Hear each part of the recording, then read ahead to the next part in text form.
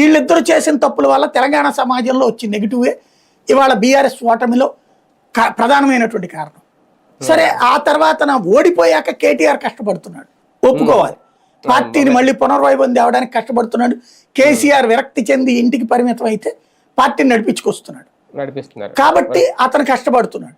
కష్టపడుతున్నప్పుడు చేతనైతే వచ్చి చెయ్యి, కానీ కాళ్ళు లాగేస్తే నాశనం చేసేస్తానంటే అదేమంటే నాకు వాటా కావాలంటే నీ భర్త ఇంటి దగ్గర నుంచి వాటా నీకే కావాలి. నీ భర్త ఆడపడుచుకి ఇస్తావా? నీ భర్త చెల్లెలు వాళ్ళకి ఆస్తులు, పుట్టింటి ఆస్తి మాకే కావాలి, అత్తింటి ఆస్తిలోనూ వాటా నాకే కావాలి. ఎలాగిది? ఏ విధమైనటువంటిది? పోనీ ఆవిడే చెప్పింది ఒకప్పుడు ఇంటికి అద్దెకి లేదని చెప్పి దిక్కు అద్దె కట్టుకున్నాం అనేసి.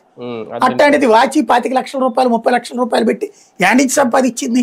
వాళ్ళ ఆయన సంపాదించి ఇచ్చాడా? ఈడేమైనా కష్టపడి వ్యాపారాలు చేసిందా, లేకపోతే సినిమాలో చూపెట్టినట్టు చెమట గారితే రూపాయల కింద ఏమైనా జారినాయా? లేవు కదా.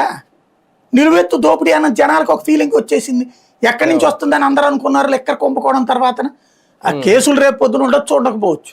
బట్ దేశవ్యాప్తంగా లెక్కర సిండికేట్లు ఈవిడ ఒక సభ్యురాలుగా చేరింది అనేటప్పటికి అర్థమైంది ఈవిడ వ్యాపారం, ఈవిడ సంపాదన ఏంటి అనేటప్పుడు. ఇప్పుడు ఈవిడేంటి ఒక బ్లాక్మెయిల్ చేస్తుంది. అన్నకి ఆస్తిలో వాటా, అన్నకి సంబంధించి ఇప్పుడు కేసీఆర్ ఏంటి అది పటేల్ పట్వారీల వారసత్వం. ఇప్పుడు ఓవైసీలు ఎట్లయితే